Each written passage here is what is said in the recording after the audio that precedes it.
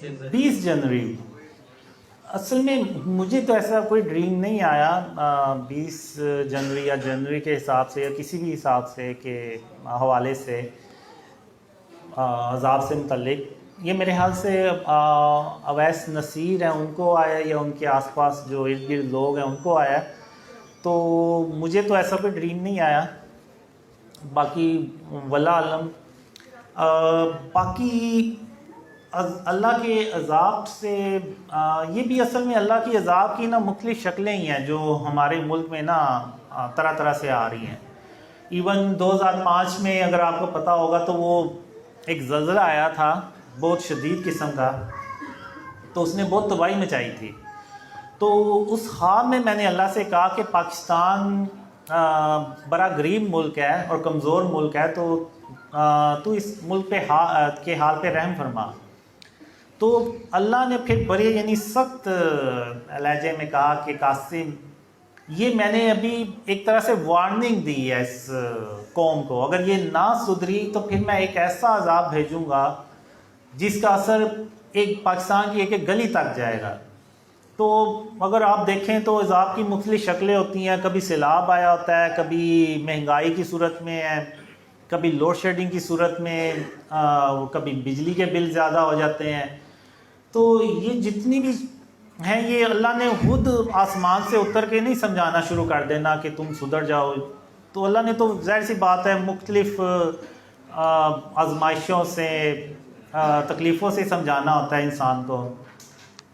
اگر تم نہیں سدھرو گے تو انہی اندھیروں میں پڑے رہو, بلکہ اور زیادہ وہ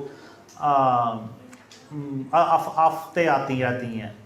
اور جب کبھی بھی کوئی آفت آتی ہے بجائے اس کے کہ ہم اللہ سے مدد مانگیں, ہم کافروں سے مدد مانگنا چلے جاتے ہیں کہ وہ ہماری مدد کریں گے. تو اب قرآن میں بھی اللہ نے ایک جگہ پہ لکھا ہوا ہے کہ اگر تم شرک ہی کرنا چھوڑ دو گے, شرک کی کرنا چھوڑ دو گے تو پھر اللہ بھی تمہیں عذاب دے کے کیا کرے گا. تو اب ہمیں بیسیکلی تو شرک اور اس کی اقسام سے اپنے آپ کو بچانا ہے. اور ایک ڈریم تھا 2013 میں, اس میں یہ ہوتا ہے کہ اللہ نا عرش پہ پاکستانی قوم پاکستان کے اوپر ہوتا ہے اور ہر طرح سے اس قوم کو نا سمجھاتا ہے کہ کسی طرح یہ قوم سدھر جائے. لیکن وہ قوم سدھرتی نہیں ہے, اور پھر ایک وقت آتا ہے کہ اللہ اپنا جو عرش ہے نا وہ بحر عرب کی طرف نہ لے جاتا ہے اور کہتا ہے کہ تم تو سمجھنے والے ہو ہی نہیں, یعنی پاکستانیوں کو کہتا ہے. اب میں وہ تقریباً یہ اللہ کا ادھر ہے تو میں اس سائڈ پہ ہوتا ہوں, بادلوں کے اوپر بیٹھا ہوتا ہوں. تو پھر جب میں دیکھتا ہوں کہ اللہ پاکستان سے ناراض ہو گیا ہے, یعنی پاکستانی قوم سے ناراض ہو گیا ہے, تو میں کہتا ہوں یہ تو بہت برا ہوا ہے. اللہ کی ناراضگی تو بہت سخت ہوتی ہے. تو پھر میں بادلوں سے اتر کے نا زمین پہ آ جاتا ہوں. تو پھر اللہ جو ہوتا ہے نا وہ ویسے جیسے مجھے غور سے دیکھ رہا ہے کہ یہ تو اس قوم میں گھس گیا ہے کہ جس کو میں نے سمجھایا تو وہ نہیں سمجھے. تو پھر ایسے مجھے لگتا ہے جیسے نا اللہ نے ایسے حصار سا نا ایک قائم کر دیا کہ کوئی مجھے کچھ کہ نا, یعنی اللہ اپنی رحمت سے پروٹیکشن کچھ اس طرح سے کرتا ہے. تو پھر ایک دوسرا ڈریم ہوتا ہے, اس میں میں پورے پاکستان میں نا ایسے چکر لگاتا ہوں, گھومتا ہوں, اور پھر آخر میں اللہ سے کہتا ہوں کہ یا اللہ اس ملک پہ اپنی رحمتیں اور برکتیں نازل فرما.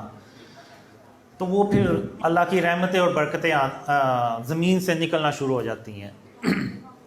تو وہ جو میرا گھومنا ہوگا نا وہ شاید یہ ہوگا کہ جو میسیج ہے نا شرک اور اس کی اقسام سے بچنے کا, جب وہ اس قوم کو پتہ چلے گا, اور سارے تو نہیں شاید لیکن چند لوگ جب وہ اپنے آپ کو شرک اور اس کی اقسام سے بچانا شروع کر دیتے ہیں, اور جو کہ شروع ہو گئے ہیں اللہ کی رحمت سے, تو وہ ریزن شاید بنے گی کہ اللہ جو ہے نا وہ اس قوم سے خوش ہو جائے گا اور اس ملک پہ اپنی رحمتیں اور برکتیں نازل فرمائے گا.